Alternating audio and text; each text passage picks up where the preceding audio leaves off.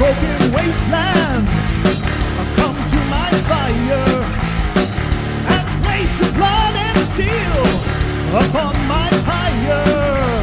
Oh. What's going on, Metalheads? Thank you all for tuning in to this week's episode of the Metal Forge. My name is Mark Jackson, your host. Holy awesomeness. Oh my God, it's the end of May, dude. What is going on? Jason Gardner from the Alehorn is here, and I got it right this time. Holy shit. Co-host of the Metal Forge on special occasions. Part-time co-host. Part-time co-host. He is here for this week's interview, which is 90 minutes with Jarvis Leatherby of Night Demon. Yes. Yeah. Actually got the opportunity to go see Jarvis on the Blind Guardian tour, right? Yes. Yeah. We talk about that in the interview because this was that show was a while ago. So he's a busy dude, and you got to get these things in when they're in, man, and when you can. Well, I can give my report if you want me to. Yeah, go ahead. Give the report. The Blind Guardian show in with direct support of Night Demon. Yeah, so it was at the Charlotte Underground, which is part of the Fillmore, which is a Live Nation corporate conglomerate venue. There's a bunch of shit around there. Live Nation owns, hence the Live Nation ticket I got here. So the room's only supposed to hold like 400 or 500. I'm pretty sure they didn't stop selling tickets because I'm pretty sure there was probably about 700 or 800 people in that room. I mean, it was pretty packed, dude, for a 400 person room. So yeah, I mean, like I said, it started right at 8 o'clock. Night Demon played for like 40 or 45 minutes, about 10 songs. They sounded really good. First time I got to see them with Brutal Brian. And then after they were done, Blind Guardian picked up about 20 minutes later. Played for about 90 minutes. Crowd was into them the whole time from start to finish. They sounded really awesome. It's cool to see a bunch of songs I've never heard live before because I've never seen Blind Guardian before. So yeah, I got that out of the way. Standing room only venue? Do what? Standing room only? Oh yeah. Well, the funny thing is, like the Fillmore and this room, they have like a back part of the venue where they have like tables and shit. So like there's a little bit of seating for like lazy fucks or just casuals. But it was pretty packed all the way around. So hey, I take issue with that. Well, let's just say okay, so I'll just say lazy, like, but the people that are sitting there don't really have any issues why they can't stand. They just are lazy.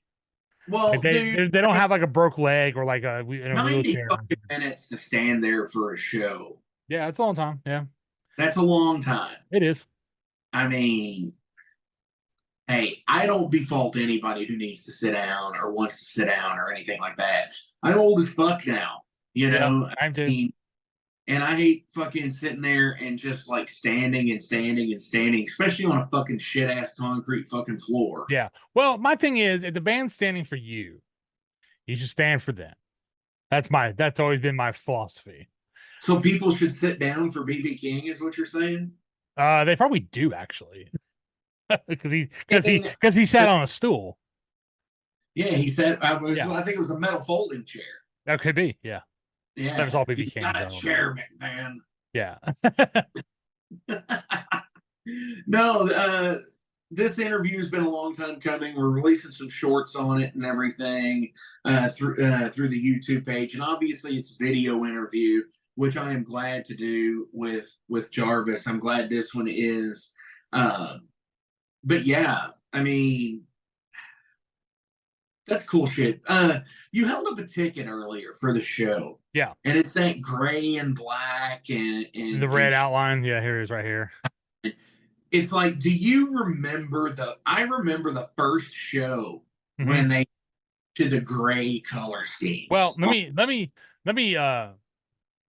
continue on my story here because I had a comparison I wanted to do. So obviously on the video, so this is the Live Nation one. This is the one I got for Blind Guardian.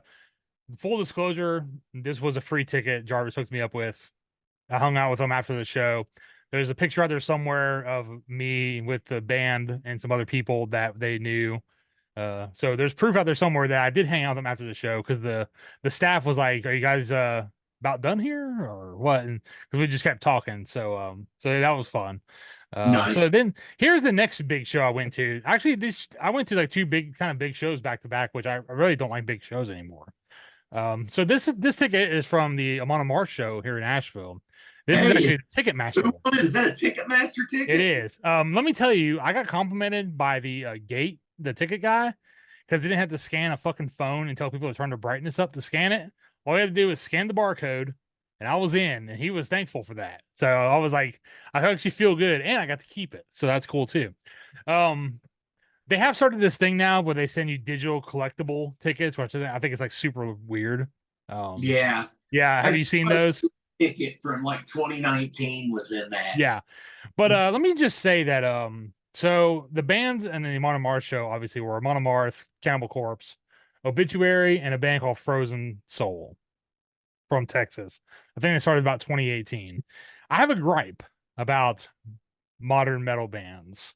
Okay. Um, so when you have to ask the crowd to mosh 6 times a song and talk over the riffs where you're not singing and stuff, dude, tell your band to write better riffs. If that's what it takes to beg to get people to move, write some better riffs because that shit got fucking annoying after about the third time in the song. Like, Yeah. dude, I was like, shut the fuck up. Let your song fucking breathe so you can actually hear what the fuck is going on. And don't seem so fucking desperate to have a fucking mosh pit for your fucking pictures and videos that you're putting up. Dude, if the songs are good, that people will move. It's a fact. It's a fact. Stop asking. If your songs ain't doing it, then fucking write better songs. You don't see Slayer out there telling people to mosh. Amon Amarth didn't ask anybody to mosh one time. Cannibal Corpse, no problem. Obituary, no problem. Blind Guardian didn't have a mosh pit, but you know what? I bet there was about 500 sore necks the next day. If the songs are good, people will move. Don't stop fucking asking all the fucking time for people to mosh. It's fucking it comes off as cringy, you know. Okay, so this is a band etiquette thing here. Yeah. When you're at a show, Mm-hmm.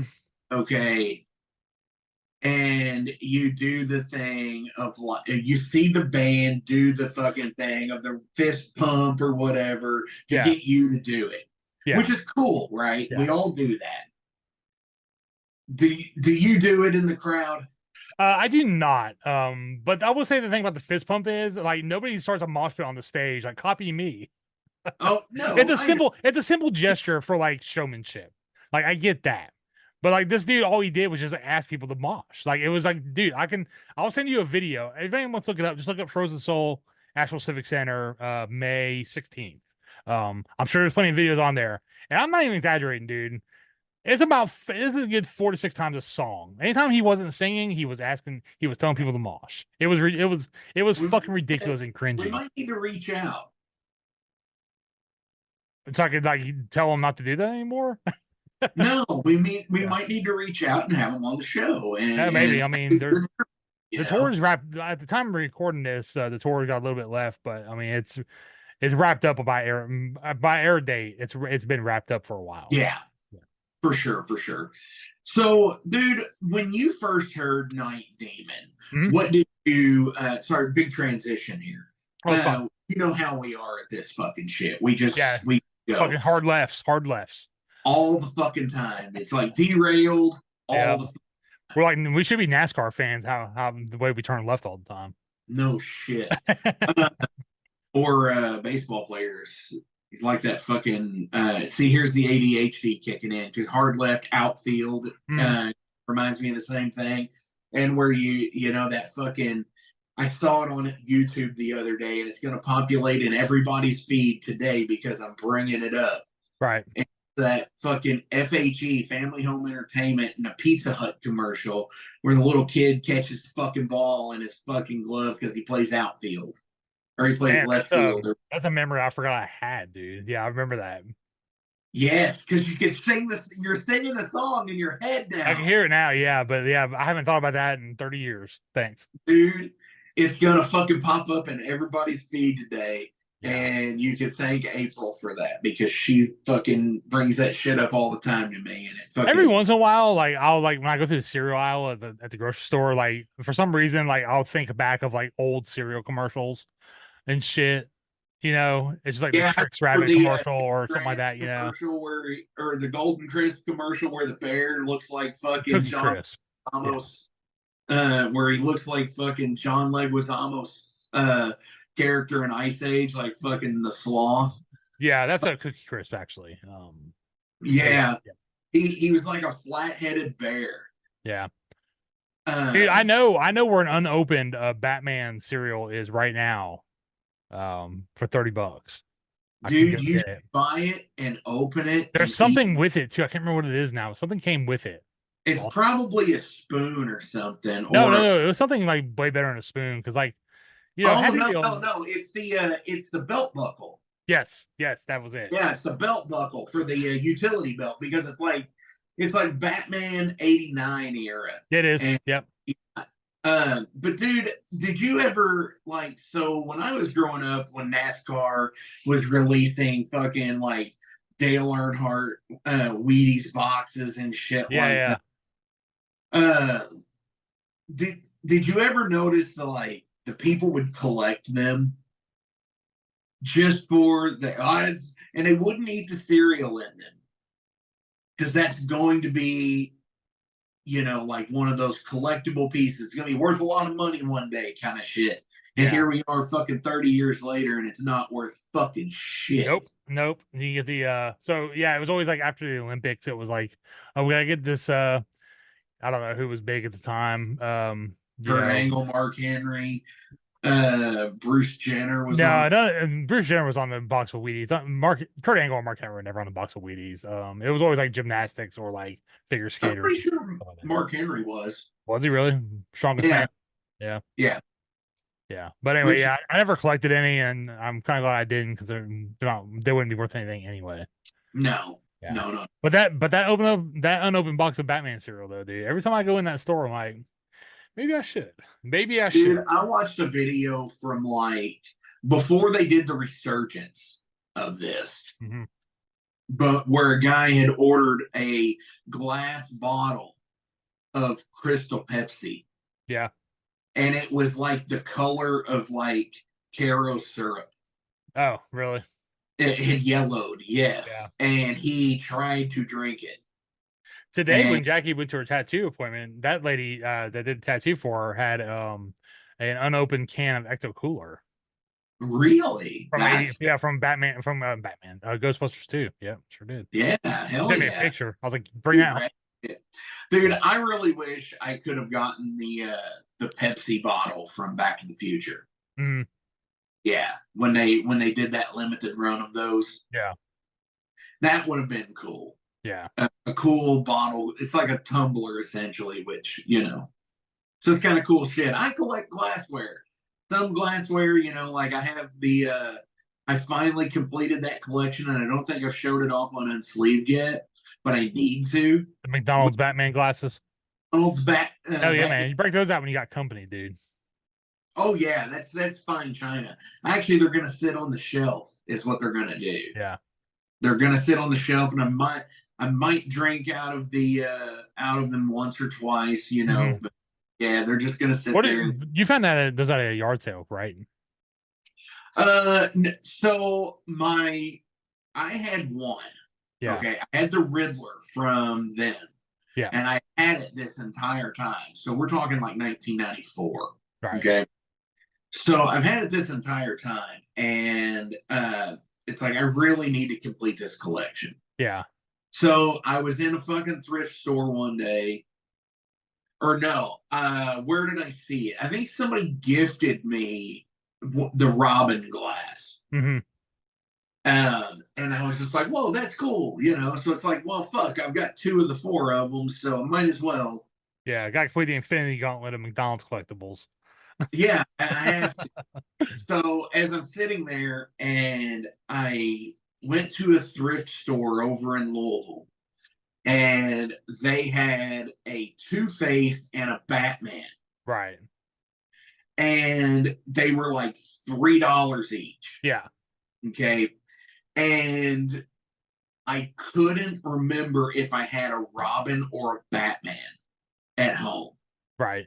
So I passed on the fucking Batman glass and bought the Two-Face. And when I got home, I saw that I had a Robin. I was like, fuck, shit, this sucks. So I had to go back. And when I went back like the next week, it's gone. Oh, fuck. That sucks. It was totally gone. And I didn't find it again until like 4 or 5 months later. Right. And it was like $15. Yeah, it's rough. And I was like, fuck. Yeah. So I bought it for $15.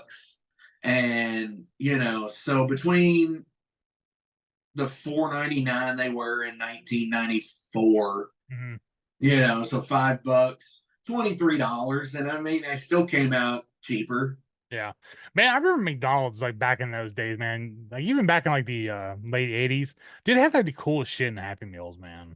Oh yeah. Do you remember like the Transformer line they came out with like their food? It was like the chicken nuggets that were like a camera, and like the fries turned into like a robot, stuff like that. Yeah, those, and then they had do you remember when they had all 3 Indiana Jones movies on VHS for $5? I remember them. Yeah, they would sell them to you if you bought a certain something. I think it was like a burger or maybe a Happy Meal. I don't remember. You could buy the VHS of all 3 Indiana Jones movies for $5 each. Because I had them. I had all 3. Yeah. Do you remember that McDonald's didn't have the original like Michael Keaton Batman franchise for their restaurant? Taco Bell did. Was it Taco Bell? I know they had the Demolition Man stuff. They did that too. Which Demolition Man's funny because the New Adventures of He-Man that came out in 1990, those figures were repurposed for fucking Demolition Man figures. Right. Well, I can say that having kids now, there's stuff that is coming back, like kids meals toys, and one of my kids got this from Sonic. I thought this was pretty cool. So this is an Optimus Prime toy, but it's more than meets the eye because it's also a fucking spoon. Oh shit, yeah. It's pretty cool. I was like, that's not terrible. It's a cheap piece of crap, but it's not terrible. By the way, Aaron Assant, this is one of your prizes for winning the last cameo game I need to send to you. But Optimus Prime spoon coming your way. The Decepticon, the Starscream one is actually a plane that you can turn into a fork.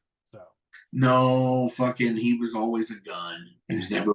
Yeah, well, you got to turn it into utensils you can eat with at a restaurant, Mark. I mean, we can't shoot. Yeah, you can. We can. Yeah, I think one of them turned into a knife, like a butter knife. I can't remember which one it was. That's great. Yeah. So when did you discover Night Demon? Oh, yeah, I forgot that was the question. Wow. The hard correct you back on the road. So yeah, Night Demon, back in 2014 2014. That's where my dad passed, actually. I remember seeing the video for Night Demon, the song. They did it on like an iPhone or something. It wasn't even like, it was Jarvis, Brent, and then a different drummer, one named Dusty. So I saw him on there, and then I followed him on Facebook. That's one does. And then so I saw they had a new album, a full length. So I listened to that. And then I saw a post one day saying that they needed a show in between Atlanta and Wilmington. So I went for it, and they stayed in my house, played the auditorium. It's like a full production show with Andrew Bonsall doing merch and Metal Assault journalism. So yeah, about 2014 was the when I found them. Yep. Hell yeah. Yeah. See, that's rad as shit. I noticed. Yeah, actually, I don't know if you can see it. Let me see if I can move my camera. So over here, you can see it. There's a Y&T poster, and the glare is. Let me see if I can turn the glare off here. Oops! Don't fall and break. Sorry. Let's see. You're getting a rare view here. Yeah. So yeah, over here with the Y&T poster and the Monomarth silver vinyl up there is a Night Demon poster that is actually signed. That they left at the house name left out the day after the show. So yeah. Hell yeah. That's awesome as shit. Yeah. I noticed Yeah, been a That's fan ever since. So yeah. around that same time period. Mhm. Uh, Adam Neal was talking about them around then, and and hell yeah, man, dude, like just like watching them do what they've done and grow as a band, and just to see them now is totally fucking cool. Dude, yeah, I mean, like we said, they needed a show to opening for direct support for Blind Guardian in the US. If I'm not mistaken, I think there was only one other band that opened up on the tour besides Night Demon. And I think it was like a friend of a friend thing in like Salt Lake or somewhere like that. They had a third band on. But other than that, yeah, all the shows were just Night Demon's direct support. Hell yeah, man. So yeah, they So pretty much had a captive audience. Uh for sure, because everyone want to get there early to get close to Blind Guardian, you know. So sure. yeah, they people were just like there just to get the good spot. So yeah. I mean, when I got there at the Charlotte show, there wasn't many people after me that came in, and I was like probably one of the last ones. So Oh wow. yeah, and that's because I got there like kind of late, and then had to go find my ticket, my comp ticket, and all that stuff, go hunt that down, and then go in. So it took a little bit. Plus, there was a lot of stuff going on that night, so I really didn't know what the fuck was going on for a while. I was like, man, I was like, these people around here don't really look like Blind Guardian fans. What the fuck is going on here? And yeah, I found out it was like a big rap show in the big room, and then the Night Demon one was like like down the road a little bit in a small venue. Ah, Yeah, yeah, that's yeah. crazy. Because when I sent you a picture, you're like, yeah, but they can't name 3 songs. Like, yeah, they could. That was a good Yeah, one. right. Yeah, I got a kick out of that. I was actually That's laughing behind their back. They probably thought I was like fucking some psycho. well, I mean, dude, it Yeah, fits hard. yeah, I guess so. Yeah. So, before we get into the interview with Jarvis, what is the song that you want to play from Night Demon? Oh, dude, it probably had to be Ancient Evil. That's still my favorite off the Yeah, EP. Yeah. Yeah. I mean, there's so many good ones, dude. I mean, the EP, all four are fucking killer. The expanded EP, all that shit's good too. The covers and stuff like that. Curse of the Damned. I mean, Curse of the Damned, the song is great. Really, the whole fucking album's good. The next one, Darkness Remains, obviously, that album's pretty solid too. But Dawn Rider is probably my favorite on that one. Uh, I would but say probably the collection with the singles is probably my least favorite of all the releases. Not to say it's bad. It's just like it's just I not like as solid. It's good, but it's not as solid to me as their albums. But it's a collection, so you kind of like sure, strike a point against it because of that. Because I had them all already. Well, let's right. put it this way: I bought them all, but I got 3 out of the 4 because one got lost somewhere and never was recovered. Oh, Yeah, so that's the kind of stuff. I don't have a complete collection of the singles. I got 4 out of 5 because they released a live one with Yuli John Roth doing some Scorpions covers in trance, and then Outsider. I just consider that one song, and it's all good. So yes, it is. It totally is. But here we go. So you went all the way back to the very fucking beginning. dude, a lot of times when you find a band, the first thing you ever hear from them is always your favorite. Like it's just human nature. Not saying it is the best, but it's your favorite, but just because that's what you remember is like the first time you heard something. Like the first time I heard Metallica, I was 12, so it was Black Album. So Black Album still holds a special place in my heart. Is it the best album? No, but it's the one I think of most fondly when I think back, like when I discovered Metallica. It was Enter Sandman at like a school dance or something. At the school There's dance. something. Yeah, I mean, I didn't dance. I was just there hanging out with friends. But yeah, I remember hearing it. I was like, man, what is this? And then like after that, they played the Too Legit to Quit by MC Hammer. So, you never forget that either. I was like, Then man, this other out song was way better. the blue. Did what? And I said when they played Too Legit, that is when you went out there and cut fucking loose. I think that's what I called my mom. Give me the Come beer. pick me up. Yeah, believe it So or not, look at me. I used to hang out the roller skating ring and all kinds of shit on weekends. Yep, I was that guy. Because they had some uh, pretty good arcade games. Yeah, they had a Final Fight, which was a good one. Some there pinball and some air was hockey. So sport, but it wasn't like the fucking Van Damme film. It was like a knockoff of like are you talking about Pit Fighter? no. Oh, okay. No, this one it was called Bloodsport. It was fucking they had like a Sega port at one point, Really? but that it, and it was just like this weird ass fucking like game. I Yeah. remember one of the stage fatalities is if there was there's like two ledges, Mhm. and when you would knock the person off, they would go down and hit like this one fucking spike. I think I remember that. Yeah, I think I vaguely remember that now. Yeah, it's funny the arcade stuff. Like it was like very theatrical. Like you would get like the arcade version, and then later on you would get like the NES or like Genesis version. And And it was never as good looking. You know. Yeah, they were never the same. But dude, let's go ahead and get into this with Night Demon. This is Ancient Evil. Yeah.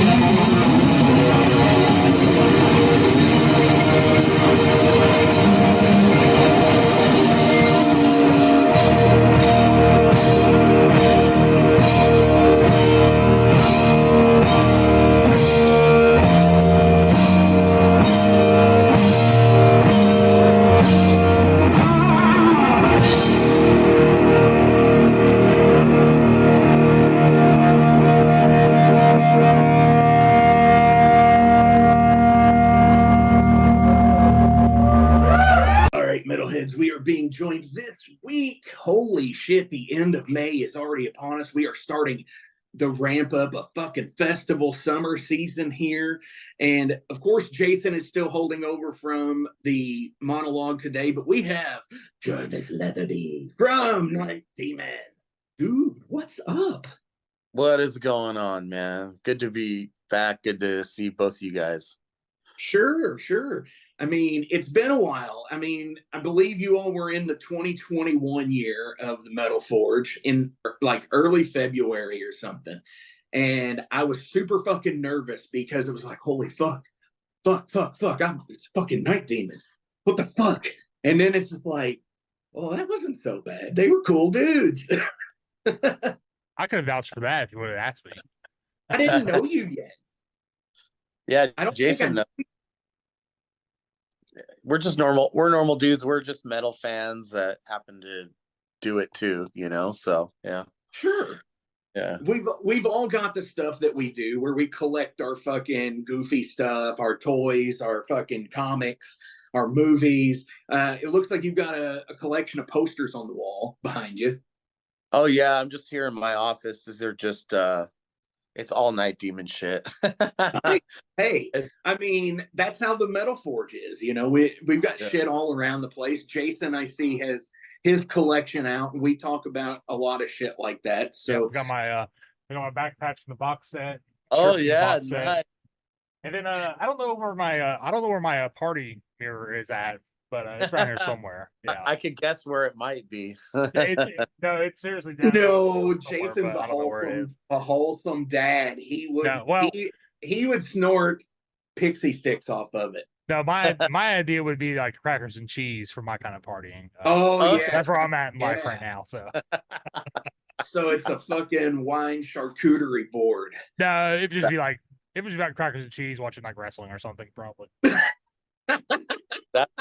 And it has to be the Dollar General of both. Okay, yeah, or like jerky cheese. Like the cheese, the wax fucking shit that comes with like the fucking beef jerky needs to be like that. Yeah. That consistency, the most god awful fucking known to man fucking shit that's out there. Cheese product. Yes. Yes. Cheese product, which is government cheese, I believe. Well, we should get back on track here. We have a very important guest here. We can Dollar General talk another time. Yeah, no shit. Dude, Jarvis, like I said, it's been a couple of years since you've been here. How have things been? You know, we're just over a year release from Outsider, and people see it right here behind me. And on that tour, you all picked up Brian Wilson playing drums. Right. Not to be confused with that Brian Wilson. But the awesome fucking drummer from Ingve and Midnight Spell and now Night Demon. How has that transition been, and what are y'all looking forward to now? Yeah, it's been nice. He's been a great bandmate. When Dusty left the band, we kind of asked him like who he thought should replace him, and he recommended Brian and nobody else, and we had already been thinking about him anyway. So yeah, it's good. We've known him throughout the years, and he was in the right position, kind of like he was looking for something new, and it all worked out. So ever since then, it's been really good, and we've started working on some new music together, and it's flown really well. So the chemistry's there, and something like that's a tough thing. You've had the same drummer for a decade, and it's not something. I mean, we even contemplated like, should we even still be a band kind of thing? I mean, we're only a 3-piece band, and the chemistry is super important, right? So, but we got lucky, and it's been better than ever, man. I'll say we're having more fun than we've ever had with it, so that's good. Well, yeah, I mean, and you all got to make it to Japan, right? Yeah, Japan was awesome. We're going back here coming up, or actually when this airs, I guess I should say we're in Japan today. And then bicontinental, god damn it. And then next week is in Australia, and then China. So wow. Oh, you're going to China too? Wow, that's cool. We're going to China, man. Is there any songs that you can't sing over there? Do you know of like the lyric content, or have to change anything? Yeah, we've had to submit our lyrics and stuff, but we haven't really had any feedback yet on what the deal is, you know. So Yeah. That's it. um but yeah, we've had to, you know, make videos for them, film our rehearsals and stuff, and Oh, kind of interesting. and yeah, it's interesting, you know.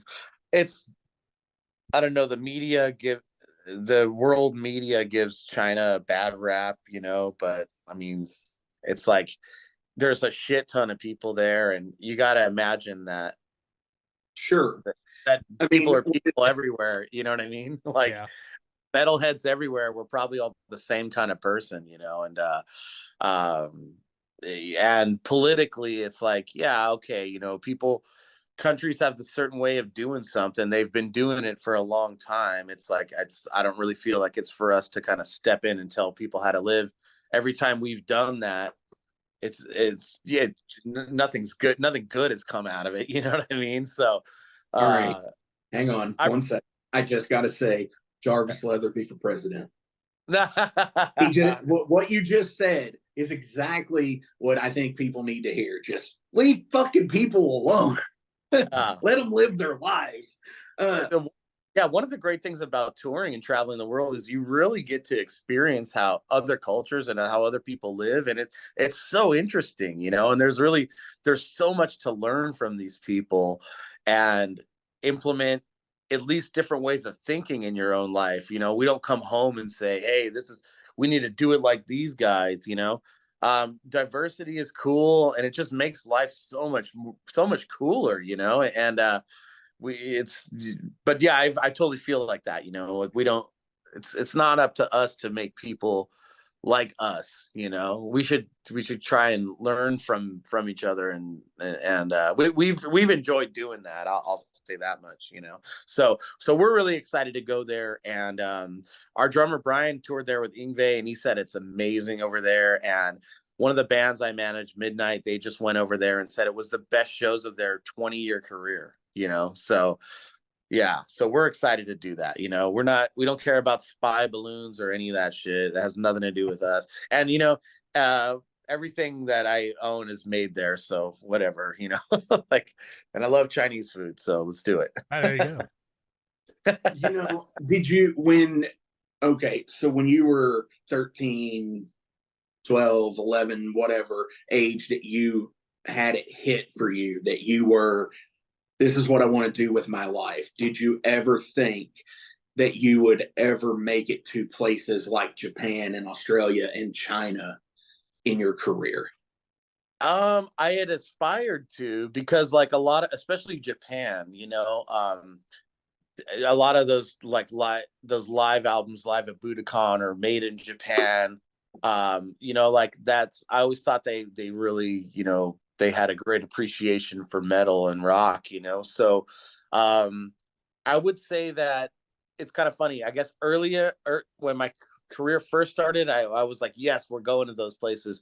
And then the next 15 years of it, we're like, well, man, we're never going to get there. And then it happened, you know? So, yeah, because I was in bands that were just touring in the States for a long time, went from the time I was like 17 to like, you know, 30. So it's like, then after that, now it seems like we play more in other countries than we do in the US. So, Sure. but you know, there's still a lot of other places that, you know, we've been to some pretty crazy places, but like especially in Central America, we've seen some pretty wild shit. But like there's still some other places that I'd love to go to, that I don't know if there's much of an audience for us, you know. But just some real exotic kind of off the wall places that'd be fun to just go to, you know. But Yeah. you know, whatever, you know, we'll go wherever anybody wants us to play. Sure. And, you know, that's one of the things, like that same year that I had you all on, I also had a band from Botswana, a death metal band. Oh, no And shit. yeah. And, you know, playing in places like that would be so fucking wild, like South Africa. And, Yeah. you know, that would just be amazing, because I love like African animals like tigers and lions and fucking elephants and zebra and shit. And I would just love to be able to tour there and play. and to be able to see that stuff in person. Yeah, So, it's crazy. I've actually been watching a lot of I've been obsessed with tiger attacks lately. And like there's not many like you can find like on no, YouTube. There's a good amount, I guess, but like it's all the same ones that I've seen, you know? sure. And I'm definitely afraid of them. I mean, even house cats I'm not into, you know, but like but They have the but same mentality, only they're smaller.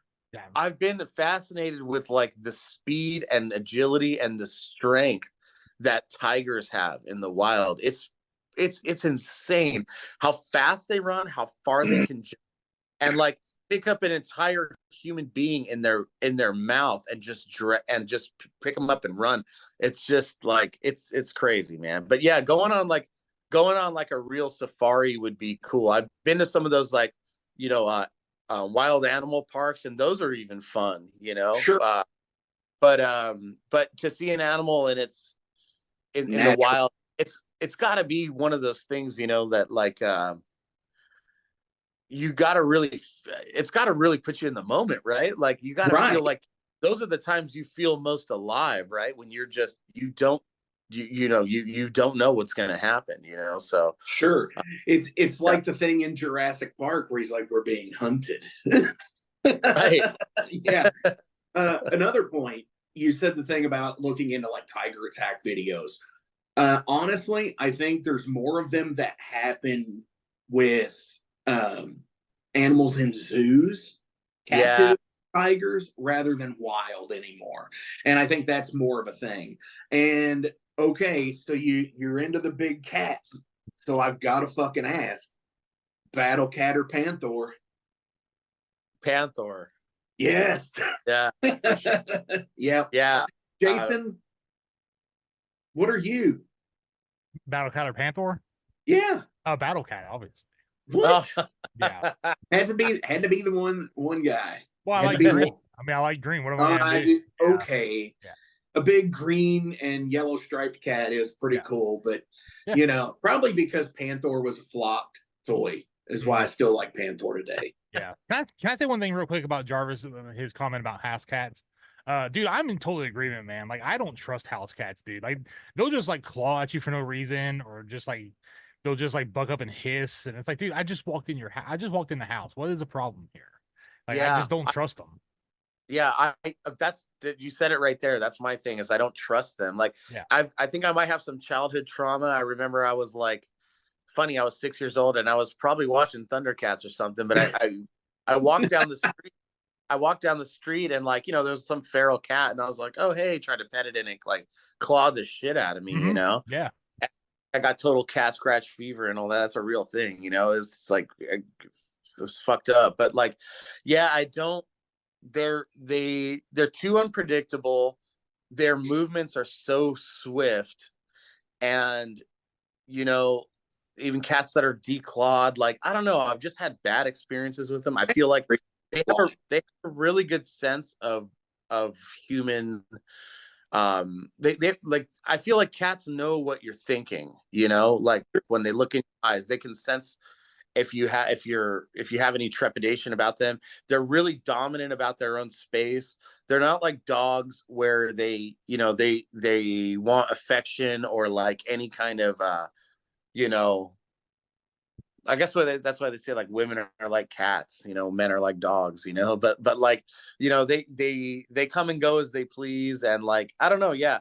I know people that are just they love cats so much. I mean, like more than anything. Okay, there you go. I never understood it, to be honest, you know. But Yeah, I mean, I feel like I'm on the wavelength with the cat though.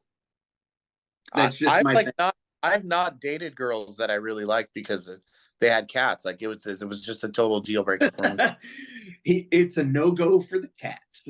But I If am you have cats, don't even message. No. but I have a mind obsession with the wildcat tiger thing, you know.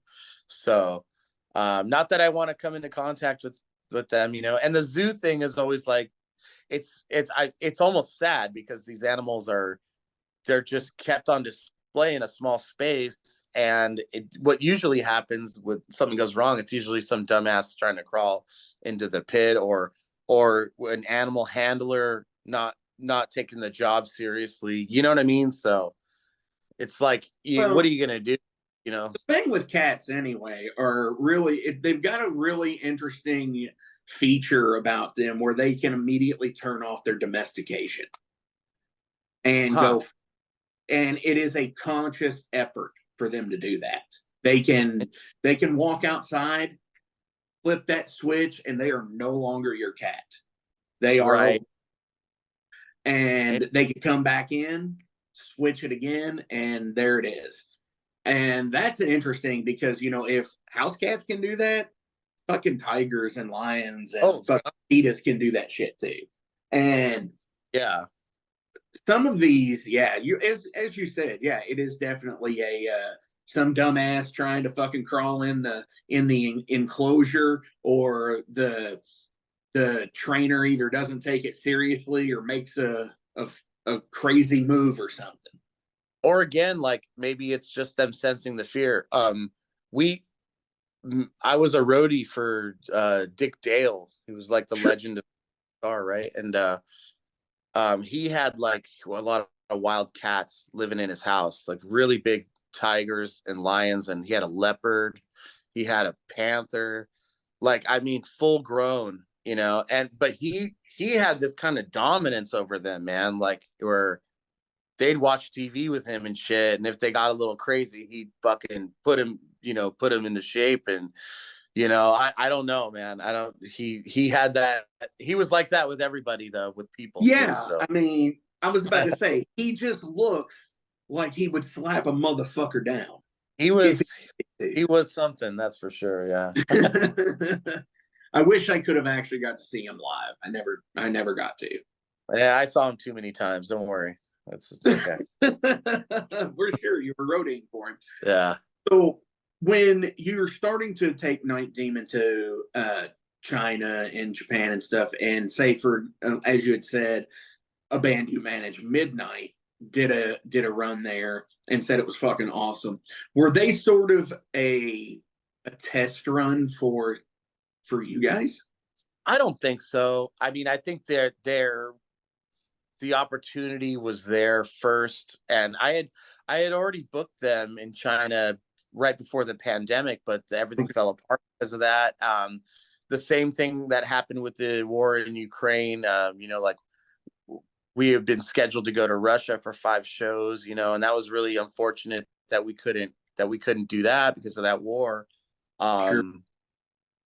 And to be honest, I'd go right now. If during the war, I would. I mean, I feel like that's kind of, you talk about the moments of feeling alive, that's kind of on my bucket list too. It's like, who's going to want, I mean, there's plenty of people that don't die, like who's going to want the music more right now? It's those people, man. They can't even get McDonald's right now, So it's like, to be able to, at this stage, for us to be able to play a concert where it really means something for somebody, I'm good with that. And the thing that most people should understand is, like, we're entertainers, right? So we're being brought into countries in legal ways, and we have handlers, and I mean, I never look at it as like a sketchy thing, like we're trying to smuggle drugs into a country, or we're trying to come over illegally, or we're trying to live or work there illegally. We're not doing that. I mean, we're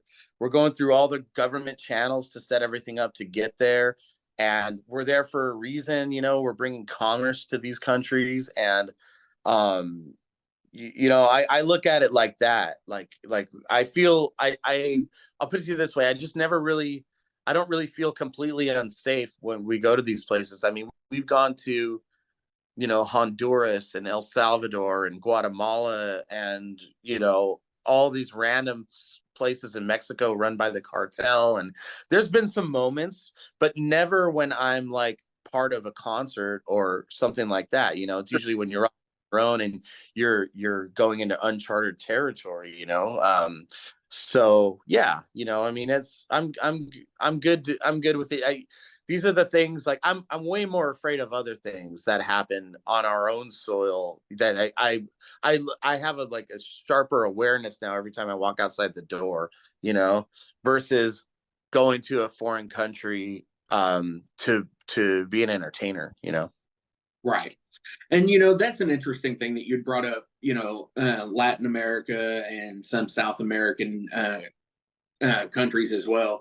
And talking about like being aware of how different things are in the book White Line Fever, the Lemmy autobiography, he talks about going down there and how crazy shit on their own time were. Yeah, it's funny. We played a show in El Salvador once, and like on, if you're driving through New York or Philly or something, like you get stopped at a red light, some like homeless guy will come and like wash your window and like ask you for money. Down Sure.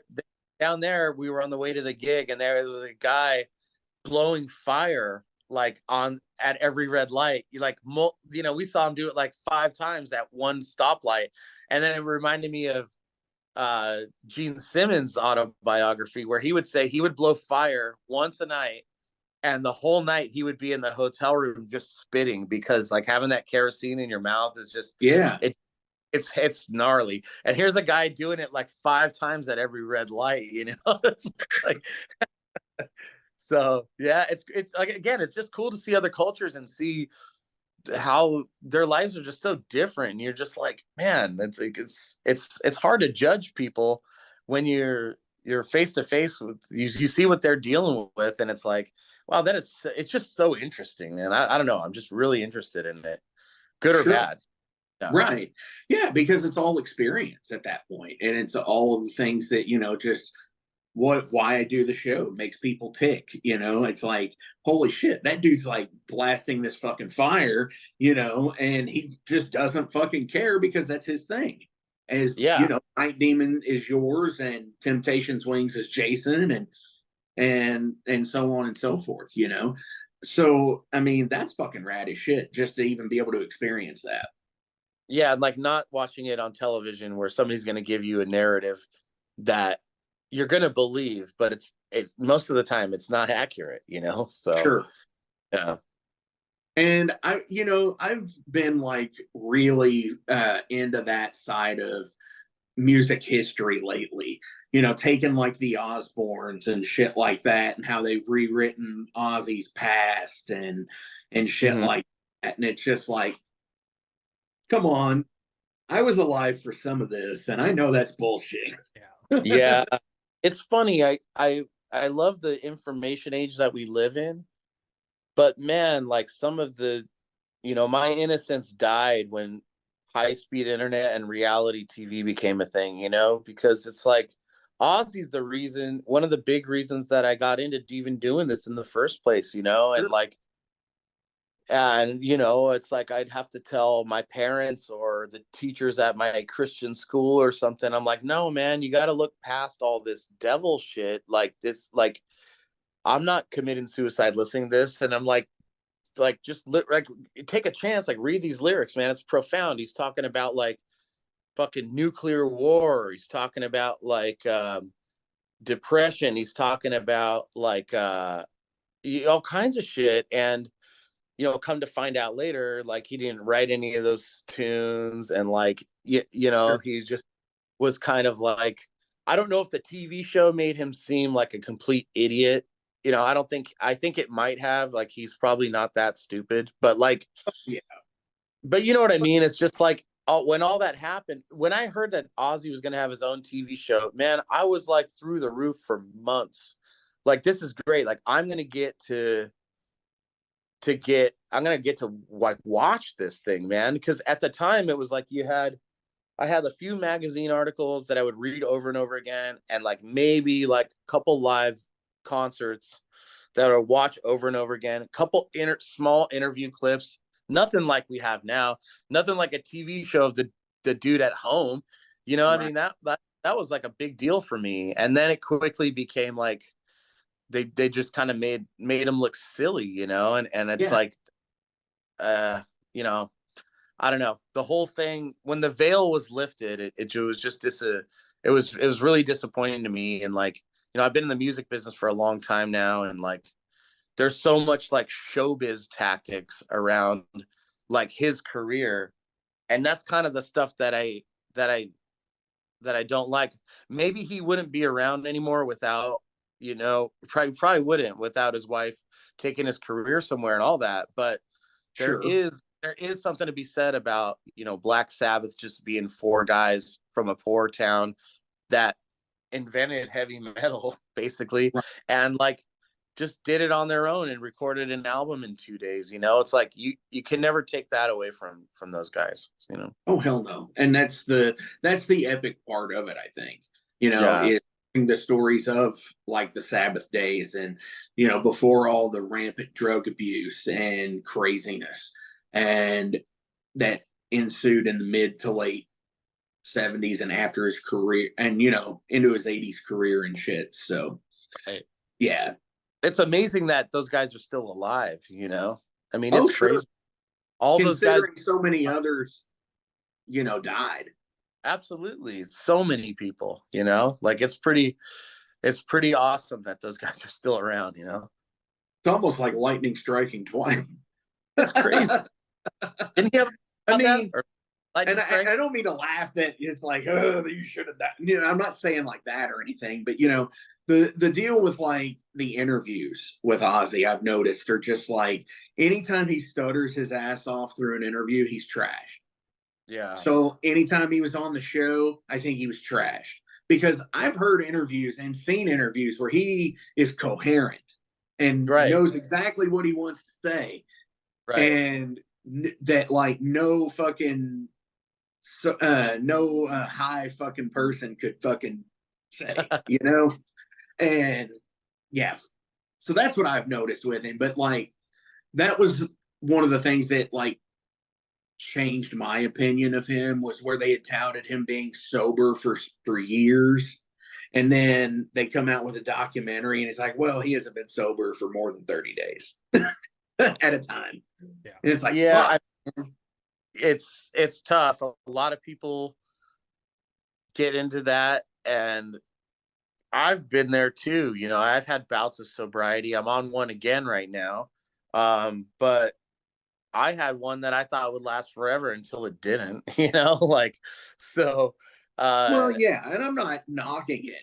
Don't get me yeah, wrong, because everybody, like I said, I think everybody has a thing, a crutch, or not a crutch, but a vice. It's that thing, which I think we all go through it. Whether it yeah. be sodas or whatever.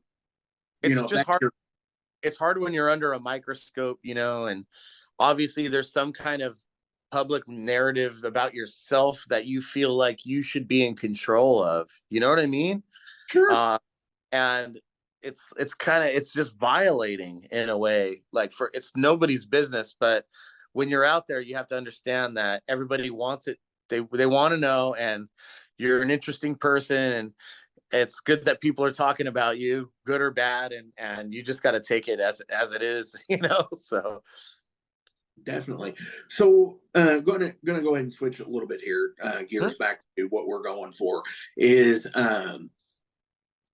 later in the year. What else do you all have planned?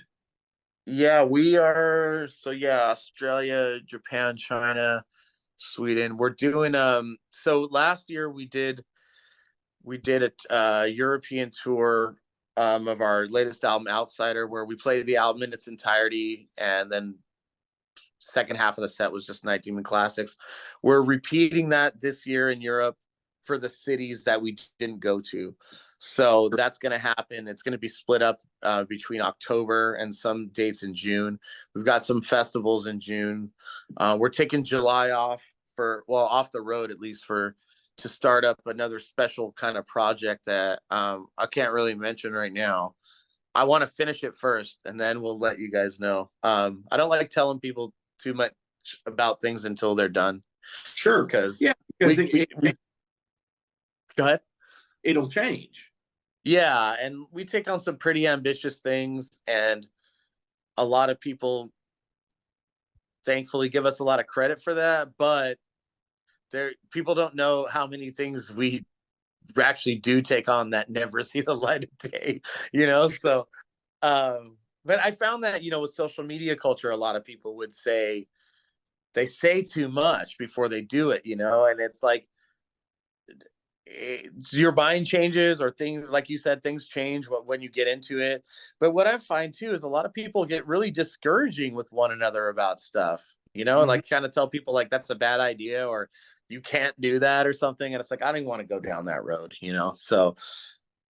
Well, yeah, I totally 100% agree with you on the you can't do that shit. Fuck that. If you dream it, do it. If you want to do it, fucking do it. Don't let anybody tell you that you can't fucking do something. The best to do it is to keep it to yourself, because even like you'll find sometimes the people closest to you will be the biggest detractors of that thing. And it's probably because they are worried about you and they care and they don't want to see you fail. But at the same time, it's like you got to look at the people that are telling you this stuff, and if they haven't done it, like they really have no room to say anything, but that's usually what I find to be the case. So I like to just kind of work in secret until I see where everything is going, and then just be like, hey, we did something, here it is for everybody that's interested to enjoy. Definitely. And it kind of seemed like that way with Outsider, where it was just kind of like, oh, hey, by the way, here's this. Yeah. And everybody just kind of went, what the fuck? New Night Demon? Yeah. At least that's what I know Jason and I were. And you did it again. By the time we're recording this, you did it again this like past fucking Friday or whatever, where you had the repressings. And first thing Jason said to me that day was, I got the glow in the dark. Well, like that's okay. That's a good example. So typically a band might go on social media and say, hey, is anybody interested in our back catalog? Or like, should we repress it? Of course, the fans are going to say yes. Then the next thing is, well, what should we do? How should we do this? And what variants should we do? And and then it's like, okay, we're talking about doing it. We need to do a pre-order, and then it's going to come out in some months. And it's like, I don't know. I worked on it for about a year. And then when I had the things in my hands and they were actually delivered physically to record stores all over the world, I just said, all right, now's the time. And it was literally like a decision that happened 2 days before we announced it. Even with release dates, it's just like sometimes I just want to have it all in place. And with the instant gratification society we live in, if Amazon can deliver, if you can order it today and Amazon will bring it tomorrow, we kind of have to cater to that. You know what I mean? So, so that's kind of the thought behind reissuing the albums and not, because it took us a long time to put that deal together, to work on the mastering and the layouts and the bonus tracks and the manufacturing and the shipping and all that stuff. And that's just boring for everybody else, and like, we don't want to drag the fans through that as much as we can. So, right. There are things though, like that kind of that project that I briefly mentioned, like where we may do some kind of a pre-order or a crowdfunding for some of this stuff we have coming up. But these are things that we want to involve the fans in the making of. And like, these are way more ambitious projects than just putting out records. So definitely. And I think that's part of the fun of being in a band, honestly, is being able to come up with new things to where you can actually reintroduce older material. You can have deluxe editions where you've had demos or live track versions and stuff like that. I've always been like an advocate for getting those where you can have as much content as possible. I agree too. I mean, that's why we have a podcast that's run 193 weeks in a row now, or by the time this airs, it'll probably be near episode 200.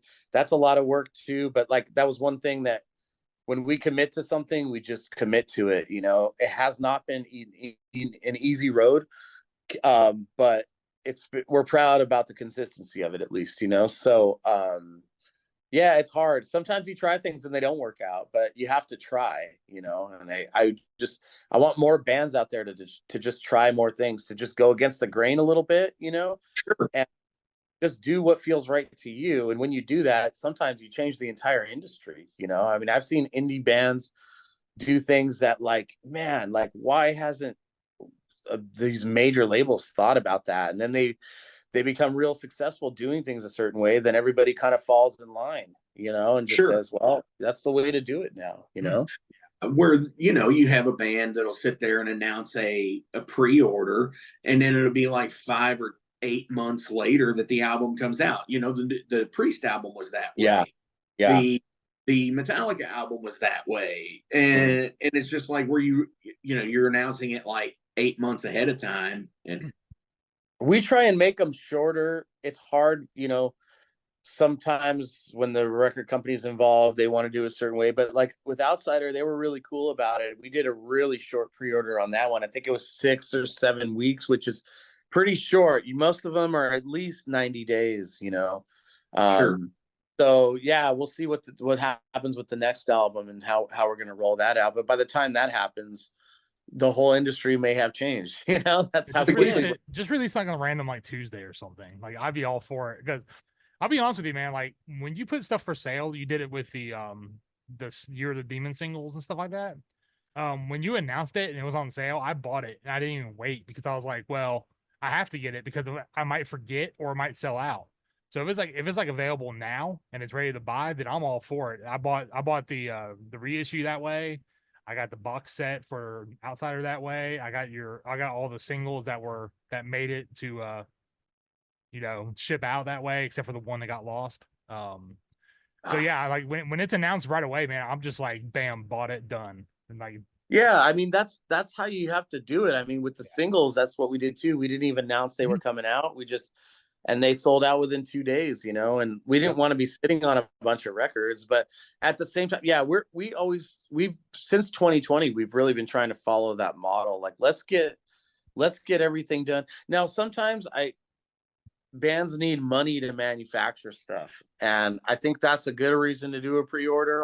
It's almost sometimes pre-orders are like glorified crowdfunding, and I get that, you know, if their fans want to excuse me, support them and help them produce something if they're doing it on their own. I mean, you know, that's a noble way to do it, but I find it more successful once people have the excitement about something, they want to have it then, you know. And like Sure. we just do our best to try and make that happen, you know. yeah, I think that's where fan clubs could actually benefit is like you get if you're on a fan club mailing list, you'd be like, hey, we have an album coming out that you can pre-order. Like you get like this variant if you pre-order, you know, first 100 or 500 or whatever. Because most of the time, the general public doesn't pay attention to that stuff, and they would never know until it came out anyway. So, like, Yeah, I think the fan club stuff might be the way to go for like as far as that goes. it could be. We've toyed with so many different scenarios, you know. Yeah. Yeah, we've got a whole freaking list of things we've never even tried doing. That's like, okay, on this next one, we're gonna shake it up a little bit, and we sometimes again, like it doesn't work out, and you got to go, okay, then you have to issue an apology, and then you have to figure it out, you know. Right. So yeah. Definitely. So I'm going to go ahead and switch over to Derailed. These are questions about you as a person. Uh, so as they are you as a person, I do want to ask, so when do you unplug and become Jeff? When somebody from my old life steps in. I had breakfast today with a friend that I hadn't seen in like 10 years, you know. So that's that, you know. But I mean, it's weird hearing my name like that because like I just people don't really address me as that much anymore, but I'm not a weirdo about it. Like like if you know me as that, I would I'm not going to say don't call me that, you know, like some people have this weird identity crisis, you know, and like that's just not the case with me, you know, like I have no ego about it or anything like that, you know. Okay. See, and I always wondered like that, you know, because it's like Ozzy, you know, Yeah. here somebody calling him John, you know. Yeah. Nobody would. Maybe his mother, you know, like Right.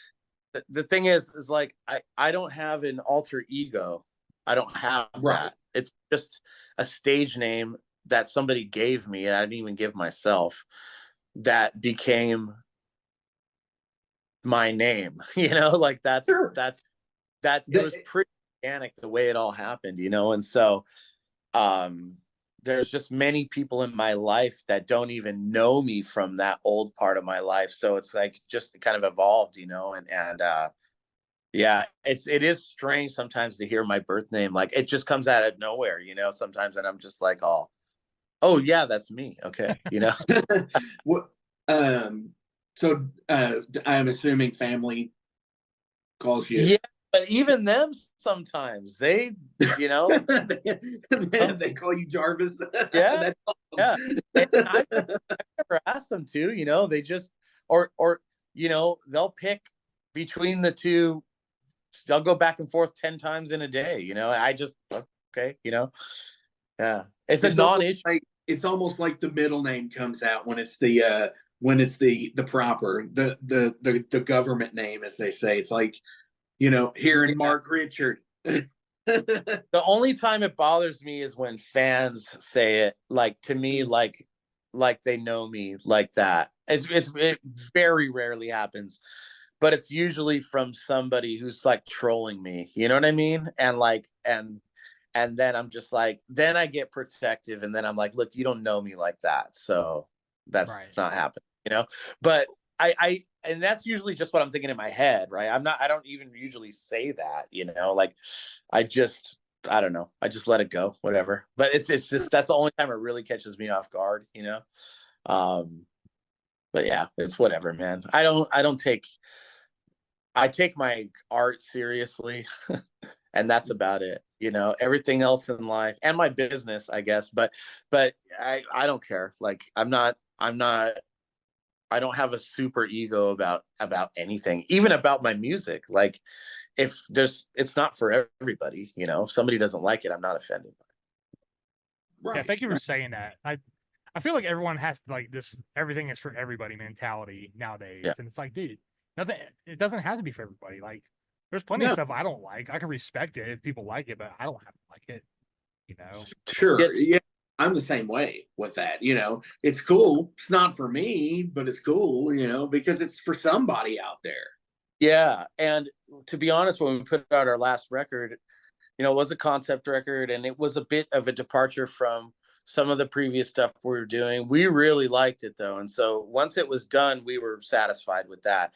Now, when it came to the reactions to it, the reactions were pretty good, mostly positive. I was kind of hoping that it wouldn't be, to be honest.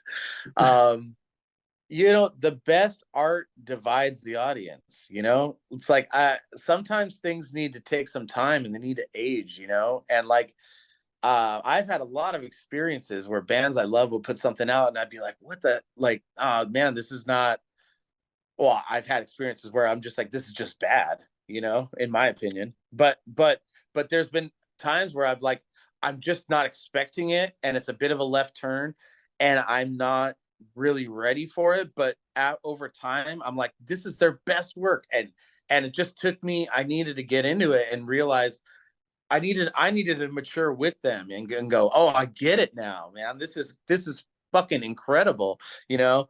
And I like that experience, you know. So I don't know. I guess we've been fortunate. A lot of the critics have liked our band a lot, and you don't want to get slammed by critics, but I don't know. I just I'm content. I'm happy.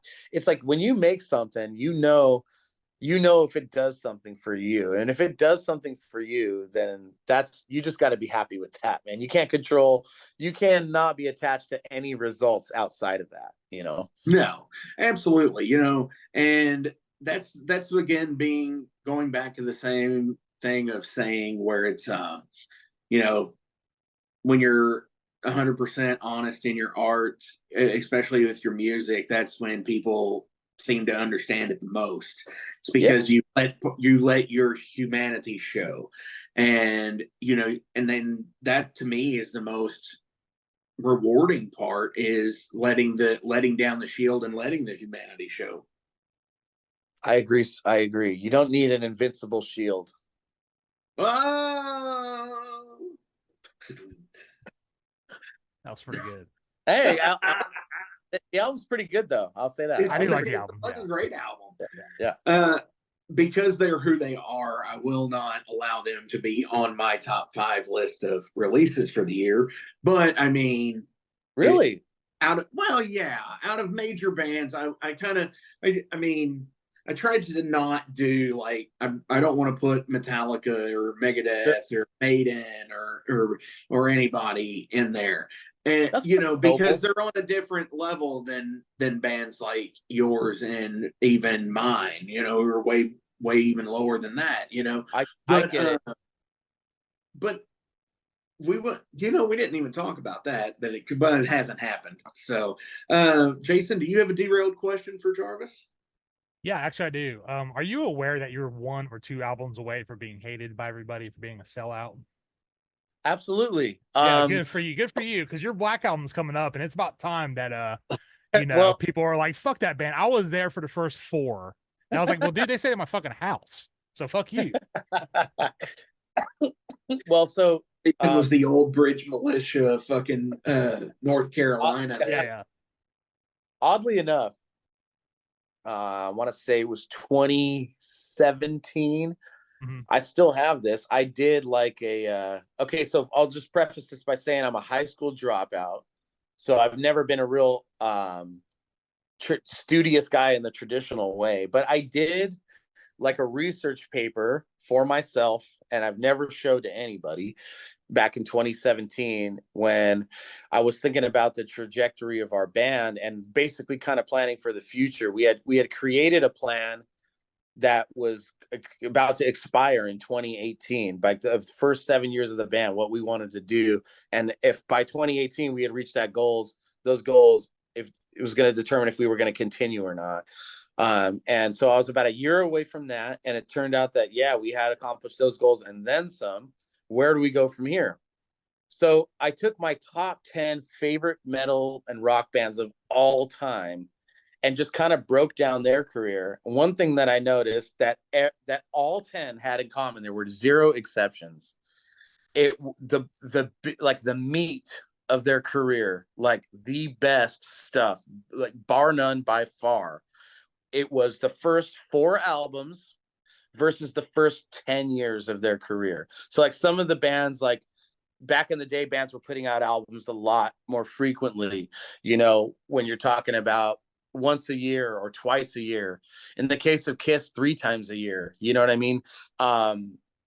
Sure. So that's what I noticed the common thread was. It was the stuff that really mattered that the band did was either it was the first 4 albums or the first 10 years of their career. And at that point, I kind of said, well, God, are we that exceptional, to break that mold? I don't think so. I don't think there's anything exceptional or extraordinary about any human being. I think we're definitely unique and individual, but we're all on a level playing field, creatively. I totally believe that. So I took that into account. And so we have a strange discography where we have a debut EP, we have 2 full-length albums, a compilation of singles that only has 4 original songs, and then a 3rd full-length album. So I guess you could kind of say that Outsider was technically our 5th kind of release, you know what I mean? So we're kind of there, to be honest. I look at least this, I look at the EP, the debut EP, as an album. I mean, it's like we toured on that thing for 3 years, even though there was 4 songs on it. Like, I just kind of like, or there's, you could do this. You can put the 2020 singles together with the EP, and that would amount for at least an album's worth of material. So maybe the next album is album number 5. It's our last album on Sony. And well, at least in this contract, I don't know if we're going to extend that or renegotiate or what, but as of now, it's our final album on a label. If we don't extend our contract with them, I could see us probably just self-releasing from there on out. To be honest, I mean, we're pretty good at it, and obviously we just reissued our entire catalog on our own label, and we have great distribution and stuff. So that's something that we may do, but again, that's so far down the line. Our next album won't come out until 2026. So we'll see what happens. But yeah, man, that's the long answer to your question. But just want to let you know that, yes, I have thought deeply about this, and I've tried not to let it be a curse, because again, I feel like as long as we're happy with what we're producing, then that should be what matters. There's tons of people. Here's one other thing about all those bands. After the first 10 years or the first 4 albums is when they really broke. Sure. And that's what's not fair about life. It's like when people start actually noticing you and caring, the bulk of your brilliance is behind you. It seems. And I want to point out too about those bands that there are a couple other very interesting factors. Most of the time, the writing process is really only 2 fucking people in the band. Mm-hmm. The other is they were extremely young. Like, I'm saying, like, between 18 and 20 when they started. Right. There are a lot of that as well, which is a very, I think that adds to the thing of what you were saying. I think that the only secret to breaking that is, so when you get to that point in your career, is to try to not repeat yourself. Because a lot of bands do that. They go, oh, let's make album number 5 like album number 1. That's what, and you can't recapture that. But also, it's the way to win is to not follow any trends. You have to go back to making your first album in like in a mentality, not in a sound. Like if you could throw out the rule book on album number 5 and approach it like a beginner, then you're probably going to make something really good, But if you try and just recapture what you did on the first album, it's usually going to be like, oh, we've heard this before. This is watered down. But it's kind of like movies. Like, you ever see sequels that come out a decade later? Like, you get really excited because you always wanted the sequel, but it's like people have grown up, the magic's gone, and all they do is do a bunch of throwback references to the original to try and make you go, oh yeah, I'm getting this nostalgic feeling. But it's a new movie. It's a continuation of the story. You don't need that stuff. Sure. No, I agree with that 100%. I mean, a little nod. Dumb and Dumber was one of those. It's like, dude, y'all are way too late on this. Yeah. Yeah. And it's like you there's always a reference or a throwback to the original. It's cool to have a couple nods here and there, but put them in as Easter eggs, not as like one-liners. You know what I mean? Yeah. That's like the Beetlejuice trailer. I haven't seen it yet. I don't watch trailers anymore. Yeah, neither does Jason. Yeah, I don't either. It's funny you say Dude, that. I go to movies with my girlfriend, and I let her pick the movie. She's a big horror buff, so like it's great. I always know it's going to be a good film, and I don't want to know anything about it. I don't want to know who's in it or anything. I just want to go in there and sit down in the cinema and like experience it, like just like that. I even like to go in now a little bit late after all the previews, because the trailer's in the theater. It's like, man, you sit there for 20-25 minutes, you feel like you just watched 5 or 6 films. Sure. You have a film story that you told on the Night Demon Heavy Metal podcast, and it was your excursion when I think you were 13 or something, that you had went to see Dazed and Confused. Yeah. I remember that story from that podcast. I'm like, dude, that's fucking rad.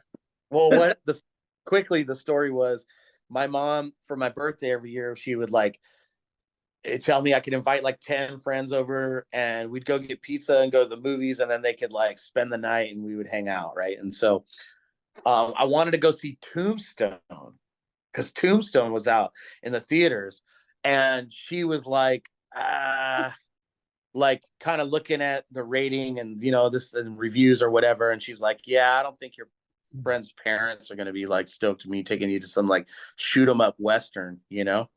So I didn't know what the fuck else was playing, so I'm like, how about this one? And she's like, okay. It was like Dazed and Confused, and it just turned out to be a movie about young kids drinking, smoking pot, and having sex and listening to rock and roll. So, but the funny thing is she loved it because she graduated high school in 76, so she was like that senior class. It was a movie about her life. So Sure. it was pretty cool. It's serendipitous the way that worked out. Definitely. That's awesome. Yeah. My dad Jason, took me to see Tombstone. What? Yeah, my dad took me to see Tombstone. See, yeah. Well, you're a mountain man, dude. He was probably like, he probably made you go. He's like, son, it's time. The theater behind the mall here that's no longer there used to be a dollar theater, but at the time they're the only ones that would sell beer. That was like not a common thing. No, so he would take me to all kinds of movies and just sit there and just drink like dollar beers, and so that it was I saw a lot back there. I was sad when they tore it down. That was a lot of memories. So was it a thing where you were just like, you get upset that he would be like missing the movie because he kept getting up to go get beer? No, he would order like 3 at a time. My dad would drink them warm. He didn't care. I would just get popcorn whenever I wanted. He would just get like 3 or 4 beers and just take them all back there. And just every once in a while, you just hear, and that was it. So yeah, that's man. Dude, I remember our fucking dollar theater here. It was Green Tree 4 is what it was, and it was so fucking like, dude, like you got like the C Run movies, like. Right. Where they would be like weird shit on like Tuesday nights. And then there would be cool. Like, yeah, oh yeah, that was fucking awesome. Cause you'd have fucking like I said, like weird fucking movies, not even, and then there would be like the fucking like the old school fucking shit sometimes where they would fucking like show like TCM or something, Yeah. Right. And it would be like $1. And then they had their 50-cent night and shit like that. And yeah, it was pretty cool. Fucking, it ended up, before it got torn down, it ended up becoming a haunted house. Mm-hmm. And then it was just like so dilapidated of a fucking building, they just had to fucking take it down. Yeah. Yeah, our dollar theater got torn down too. There's a new one now, but nothing's $1, man. Actually, they just announced here that all the 99-cent stores are closing, probably because that business model is dead. I mean, burritos are like $15 now, so like nothing's $1, but it's crazy. Well, like Dollar Tree has stuff for like $7 now. Yeah, like, what the hell? Nothing's $1, but I guarantee you, there will still be until the end of time, fucking dollar slices in fucking Manhattan somewhere. Really? Yes, there's gotta be. There's gotta be somewhere that's got a fucking dollar. It's the nastiest fucking pizza it's fucking a bite for $1. What's that? Like, they give you a bite for $1. Right. Like, dude, I seen I saw Maiden when I saw Maiden in New York, they still had like $2 slices. Really? It was good too, man. Like I can't complain. All right. Well, just some dude at the window with some pizza. It's like, hey, $2 for a slice. $2 to hand you a slice. I mean, it was like the size of your face. I mean, it's huge. That's crazy. I mean, we're still making pennies. So what? I don't know. Like, I don't know. We'll see. Yeah, I mean, so because we were talking about wanting to see Tombstone and seeing Tombstone, Tombstone or Wyatt Earp? Tombstone. Yeah, that's hands down. Yeah. I like some of the actors. If they had swapped some of the actors, I would be cool with them. Yeah, I don't know. I can't watch. it's hard being an actor because you really, even though people don't want to get typecast, like it's somebody's face. You recognize them with certain things. And after Costner did like Robin Hood and Dances with Wolves, like I couldn't. Kurt Russell was such a good Wyatt Earp in that. I don't know, like Tombstone is it's just great, man. I've seen it so many times. It's so good, and it's dark, you know. Oh yeah, and I love the scene at the train station. Oh yeah, where he just fucking blows the dude away, and he's like, yeah. "You tell him hell's coming with me." Yeah, yeah.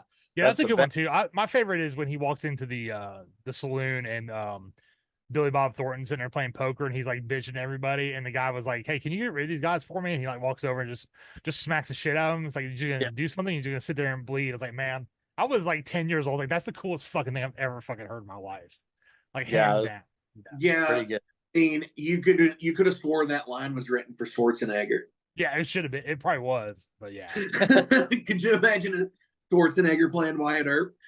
Well, I mean, dude, who knows who was originally cast for that? You know, I mean, that's how films go. They have people they go after, people get attached to it, and then there's scheduling conflicts. You know, I mean, like it could have been totally different. You know, but yeah, that was a great film, man. Good cult classic for sure. Yeah. Oh yeah. Yeah. Totally. Jason? Are you aware of any Night Demon tribute bands? No, but not yet anyway. Well, no, there have been a good amount of bands covering songs, and there's a lot of YouTube guitar covers. There was a band from Spain that covered one of our songs and actually made a music video for it. Oh, really? Like a full production video. Yeah, so that's the closest ever, but yeah, I don't see that happening. Like, not shit. I mean, I've really never thought about it, but yeah, we're still around, so who cares? I mean, I guess with bigger bands though, there's tons of cover bands, tribute bands for bands that are still around, which I think should be illegal, by the way. If they're not a band anymore, okay, you know. Like, now hang on. Now, like, I think there's certain bands out there like The Doors, you know. Yeah. I mean, I don't want to see a fucking, like, what gets me is like the naming of these bands. Like, again, there is a Doors tribute called The Doors, and in very fucking parentheses of Chicago. I hate that. It's getting completely crazy. There's even a festival in the UK that has like 50 tribute bands, and it says like a tribute to, and then it has the band logos, like, and it's like, it's so misleading, you know. Sure. And yeah, I mean, look, I don't know, I've done tribute bands before, usually like one-time things for Halloween, or I had an old school Sabbath tribute too. I had a Kiss Christmas tribute, but like it was just for fun, and like it's good to play other people's music and like learn how to play that way. But I mean, I know guys that make a better living than I do, playing in cover bands and tribute bands, and it's like, I've seen that side of it. It's pretty unfulfilling going out there and trying to pretend like you're somebody else, you know. And one thing that I don't appreciate is that the tribute bands are outdrawing a lot of the newer bands that have original material, you know. So there's Metallica tribute bands that like sell out like huge clubs, you know. There's a Rammstein tribute band in Germany that does arenas, you know. And it's like, dude, the real band is still around, you know. So, but honestly, if there were a band that were still around today, they would probably be the one exception to that rule, because they don't play live a lot. Who? Rammstein. Yeah, but they do it enough. I mean, you know, like, but it might be like 2 or 3 years or 4 or 5 years between visits sometimes. So what? You know, I mean, I don't turn. Yeah, I don't know. It's again, it's just my opinion, and who cares what I think? Doesn't matter what I think. we Obviously, do. somebody Well, yeah, somebody that's why we're somebody here. likes somebody likes it. They're going to pay money to see it, you know. So I don't want to take joy away from anybody, you know. What's your favorite piece of merch you've ever put out? Oh, party tray, easy. No.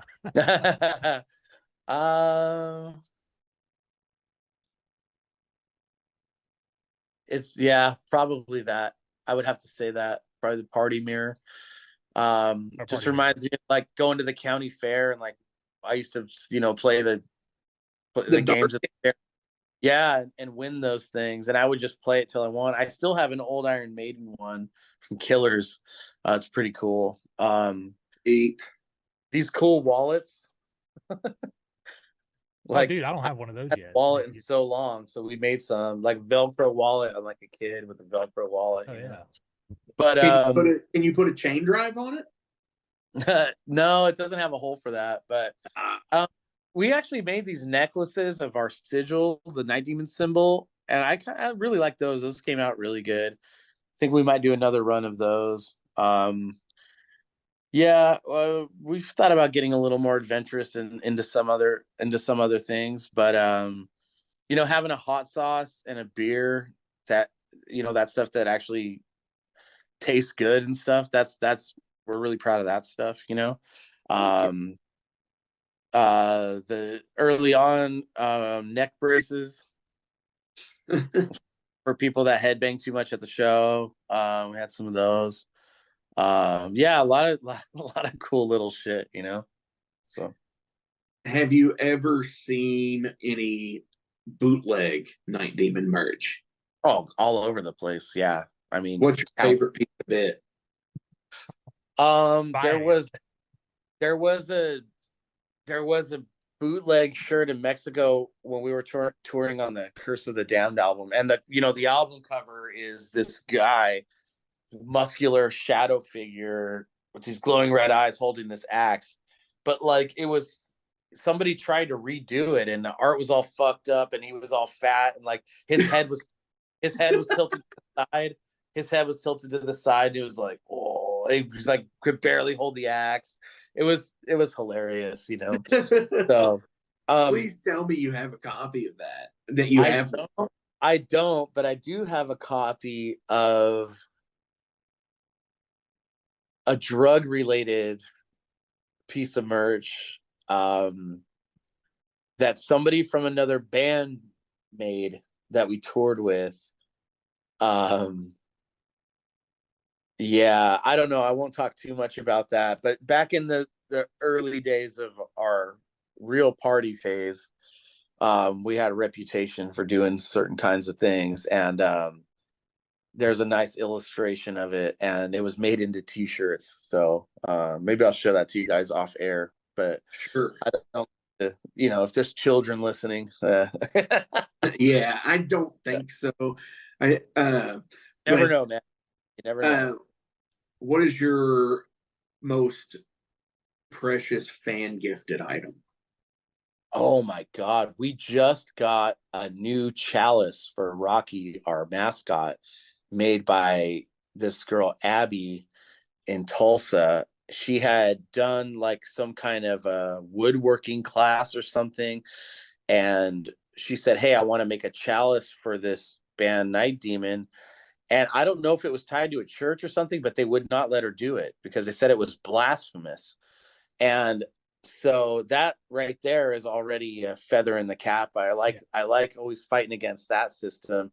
I'm a pretty spiritual dude, and I have nothing against any religions at all personally, but the organization of them usually leads to this kind of shit. So like I like to defy any kind of control over people's autonomy, so she ended up doing it anyway. I don't know how she made it, but it's great. It was presented to us in like a road case. Then you open it up and it's in there, and it's made out of solid wood, and there's a photo of like a tree trunk that she carved it out of. It's incredible. It's really awesome. But we've had everything made from keychains, backpacks, custom back patches, one-off T-shirts, Legos. We've had Legos of the action figures. broadcast over video as well. Yeah. You can here. Let me. I'm in my office here. You can see I have some bootleg stuff here on the wall. Trading cards, like top style trading cards. Oh fuck. Here's some examples of the necklaces that I was talking about here. Here's Hell a yeah. nice here's a nice bootleg patch that's pretty frayed. That's one of a kind, but it actually does glow in the dark. It's like glow in the dark stitching that a fan made. So yeah, stuff like that, you know. Yeah. We've got some people surprise us and make some cool stuff. What I really like is a lot of times not the stuff that people give us, but the stuff that they make for themselves. And I I'm not I'm not a big purchaser of bootlegs. Um, but I will occasionally buy a bootleg that's bootleg from like a very rich and famous band that I love. I Mhm. feel like I still buy records and I still pay for concert tickets when I can, and I still support the big bands financially, but due to the fact that they are such big business, a lot of times they the design schemes they're not closely watched they're not watched closely enough, and the bootleggers seem to come out with the best designs sometimes, you know. Or Sure. they'll do old school classic design and put a spin on it that's like, oh god, that looks so great, I want to wear that. And some I've actually seen Night Demon bootlegs that I really like, and I've approached those people and said, look, you're not in trouble, let's do something together, you know. Like, Right. instead of just bootlegging, like, why don't we make this official and you give us some free art and let us do it too, you know. So it's just oh, let me show you this. This is incredible. Somebody got this for me. All right, this Iron Maiden. It's a gray sweatshirt, right? Just a crew neck sweatshirt. It's a little bit distressed too. It's officially branded Iron Maiden. The back has the song titles, right? It's amazing. I love this so much. This was at Target. Like, so Maiden like officially licensed it. They're gonna get paid from it, but this is not something they would ever sell on their website or on the at a No. show. You know? And like, actually, I went to Target and like there it is. So I'm like, okay, fuck it, you know, like so. Fashion is also an art, and I like to see what people do with it. And again, like, as much as I don't like being bootlegged, there's a difference. There's bootlegs. You can go on eBay right now and buy any Night Demon bootleg. Every design we've made is out there as a bootleg. eBay will not shut it down no matter how many times we report it.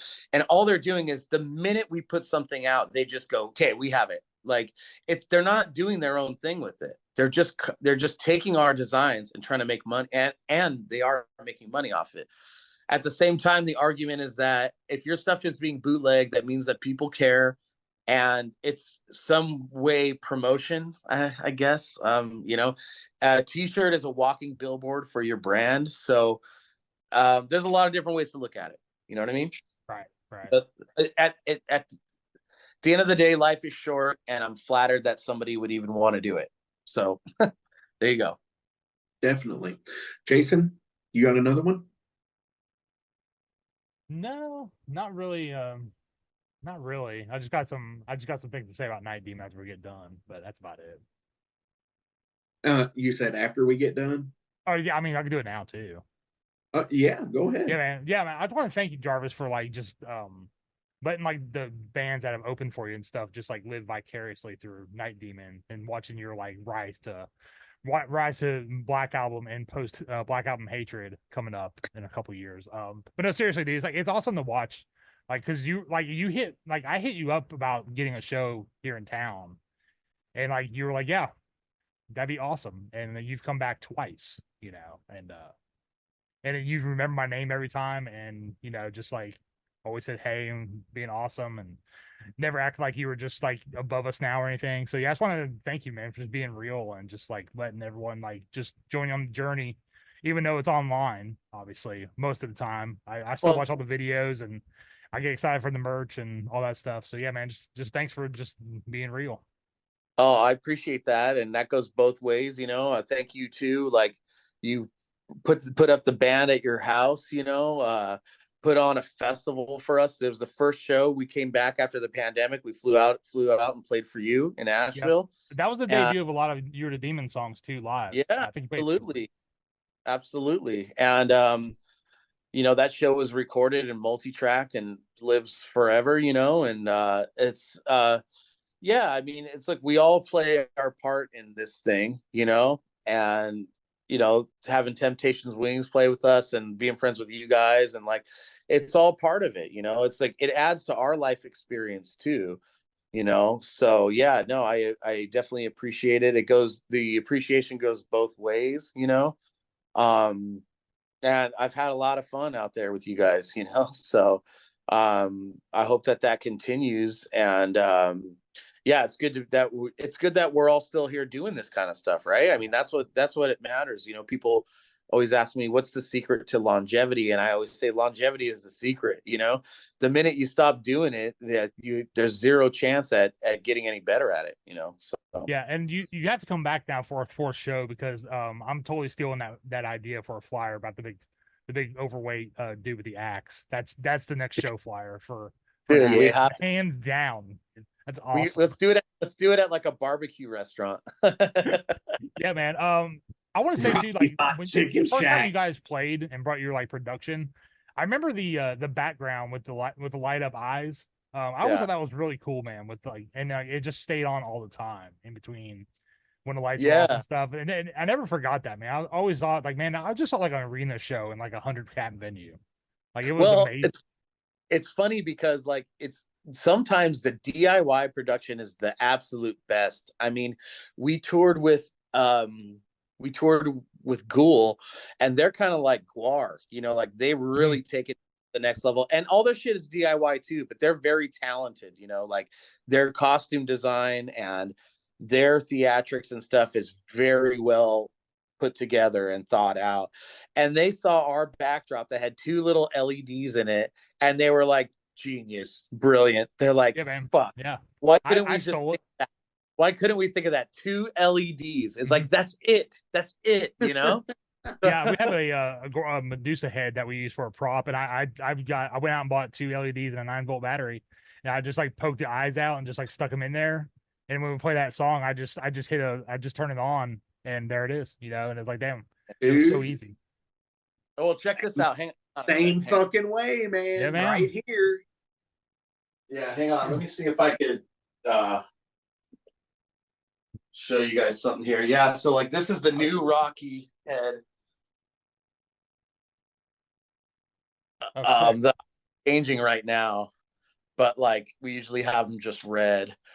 Yeah. This is the new mask here. It's got the sigil carved in his head, and it's got like a movable jaw. So we're we're always trying to do something new and cool with it. But this was made by our friend Nelson Cooper, he does a lot of stuff for movies. He's done like all this props for American Horror Story. And yeah, we're really stoked to have the Rocky 3.0 here. Hell so yeah, that's awesome. Yeah. That's fucking exciting as shit. Dude, Jarvis, thank you so fucking much. This has been so fucking rad. I don't want to take up any too much more of your time. I do have one more question, but before we get to it, as always, links are listed below. So please give likes, shares, follows, go buy merch, support in any and every way you can. Fucking because, dude, again, as Jason said, living vicariously through you, fucking online, dude. Fucking, I've always been the guy to tout off that like certain bands I think needed to like go away so bands like yours could take those arena spots.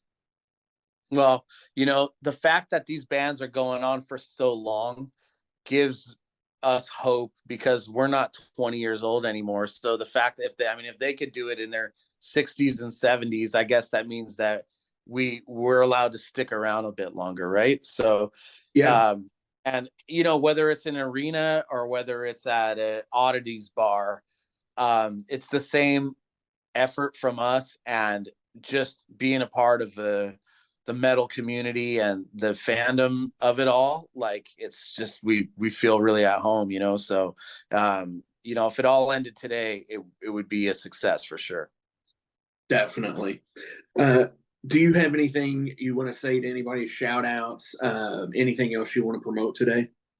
Yeah, I want to say fuck you to, no, just kidding. Tribute bands all No, over the world. check out the Night Dude, you Demon want to slag people? Do it. Go. No, this is your show. I don't do that. No, I know. Yeah, those days are over for me, man. Everybody is awesome and Yeah. and an asshole at the same time, like side note, I was talking to my friend today that I mentioned at breakfast, and we were just talking. It's like, human beings are so complex, it's not like that guy's a narcissist. So, like, yeah, maybe he is, like, in this context he's probably also like a loving father, and you know what I'm saying, like, Sure. like, so multifaceted. Nobody is one thing. We're all equally cool and equally assholes at the same time, right? So anyway, yeah, check out the Night Demon reissues. You can find those on our Bandcamp page. You can get them pretty much in any record store. And yeah, look for us on the road, nightdemon.net, and Night Demon Heavy Metal Podcast. You can find on all podcast platforms. Podcast is a cool thing, even if you're not a diehard fan of, well, if you are a diehard fan of the band, you probably already know about it. But if you're not, it's just a cool listen on, what real life is like in a touring band and a full-time band, really, and it's a good education, actually, if you're looking into doing something like that. Yeah. Fuck yeah, man. And yeah, the Night Demon Heavy Metal Podcast obviously is played on the trailer here. When you go back and listen to the end of the show and everything, it's there. Been a supporter for years here. Always playing that on here, and thank you so fucking much. My final question of the day is, as you have progressed musically, whether it be, your playing ability, your managerial skills, what has made you the most content as a person? Playing, like, the musicianship and the songwriting. I think the managerial skills is just something of necessity. It's like, I have found a passion in the music business, but it's kind of funny, like, what's the Megadeth line? Military intelligence, two words, together that don't make sense, right? It's like music and business, like art and business, are two words that just do not belong in the same conversation. Unfortunately, that it is a thing, and you need to strategize in a way with how you release your art. You need to make a living doing it. You need to be involved with people that are also involved with releasing music and exposing music and getting music on the road. So it is a necessary evil, I guess you could say. I've tried to make it fun, but I've been involved.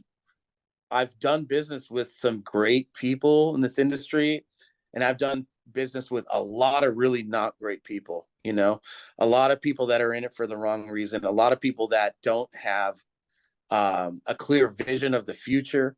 A lot of people that are stuck in their ways. And it's just about getting over that hump. So the business thing, I'm really happy that I've been involved in the business side of things most of my life, because it's helped it's helped to get my art where I want it to be.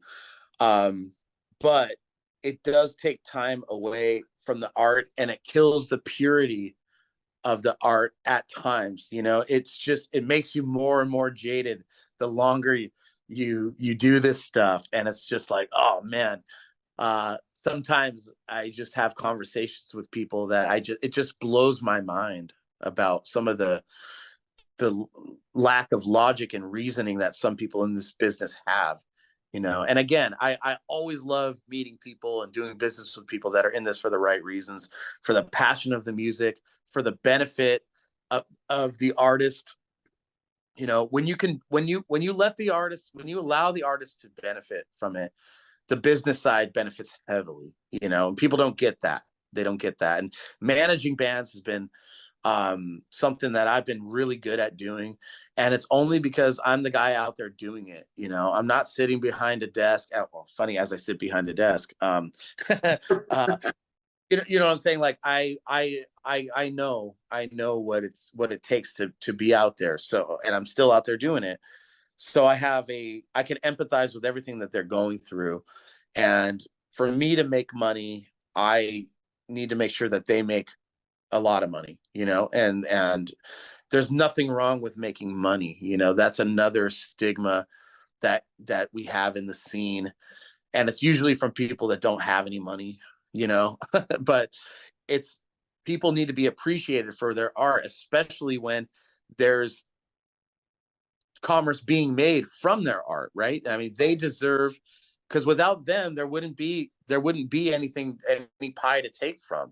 So my goal is always to get artists a bigger share of that pie and a bit more of the glory that comes with the stuff that they created out of absolutely nothing, you know? So people are out there paying for their stuff, then that is owed. And in today's industry, it's really hard to get.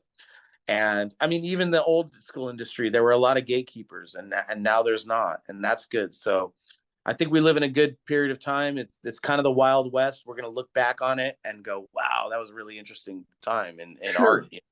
art. I'm glad to be a part of it, and I'm happy to work with some really amazing bands, and to really feel like and know every day when my head hits the pillow that, you know, I'm here for a reason.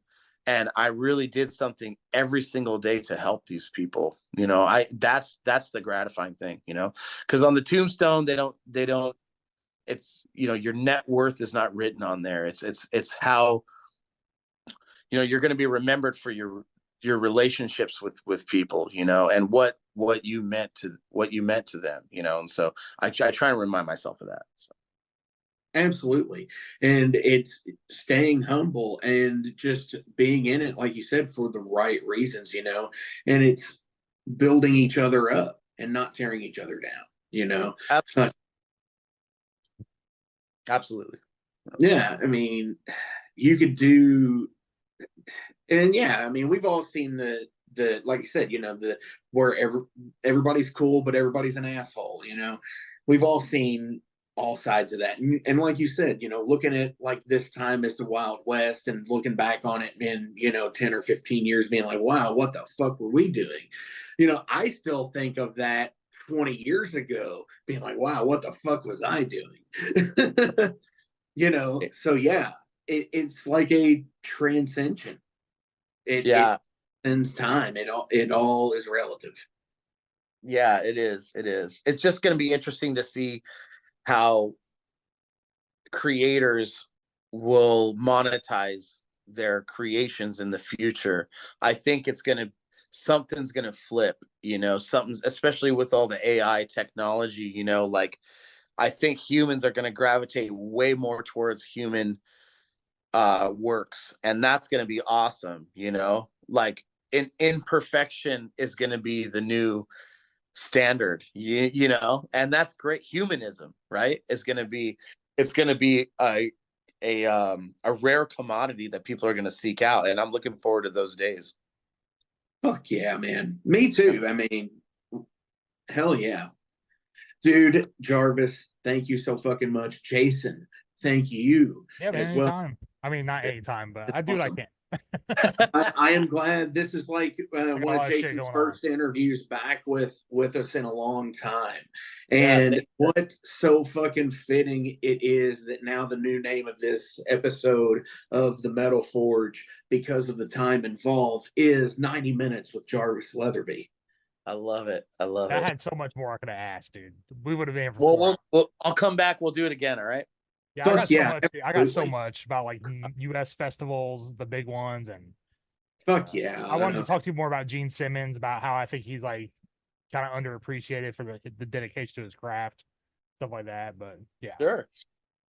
I'm in. Yeah, that's a very good one as well. But dude, Jarvis, thank you again. On our way out today from your Night Demon career, what do you want to play out? Let's play off the album Outsider, play The Wrath. excellent. Yeah. The Wrath. Yeah. All right, thank you guys. Thanks, Jarvis. Thanks a lot. Hey, by the way,